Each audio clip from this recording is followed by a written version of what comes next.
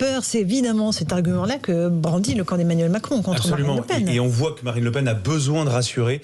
C'est tout ce qu'elle fait là maintenant depuis, en fait, dans toute cette campagne de deuxième tour.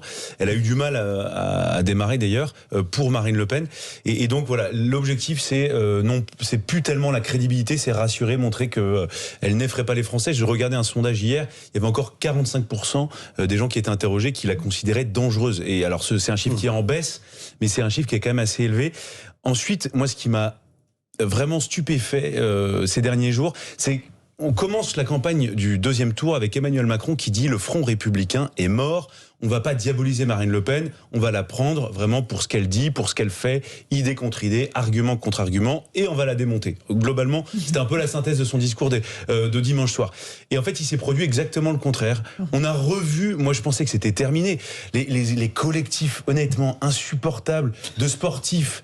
Non mais ils ont le droit de s'exprimer, oui. Bien sûr, ils ont le droit. Mais tout le système qui s'est remis en marche avec le bruit des bottes. Non, honnêtement, vous avez tout eu. Hein. Le bruit des bottes. Les pauvres, avec l'élection de Marine Le Pen, vont mourir. Non, mais, oui. C'est Gérard Darmanin. Absolument. Alors, on peut trouver tout ce qu'on veut à Marine Le Pen, mais il n'y a aucun candidat à l'élection présidentielle qui ne reçoit ce type d'attaque.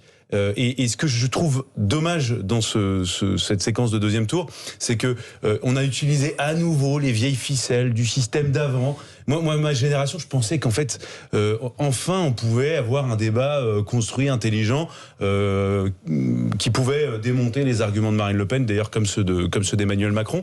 Et je regrette que malheureusement, il n'y a pas eu un débat objectivement très sain. C'est-à-dire que si elle disait demain j'aime pas la pluie, eh bien tout le monde lui serait tombé dessus en disant mais t'as pas le droit de dire ça.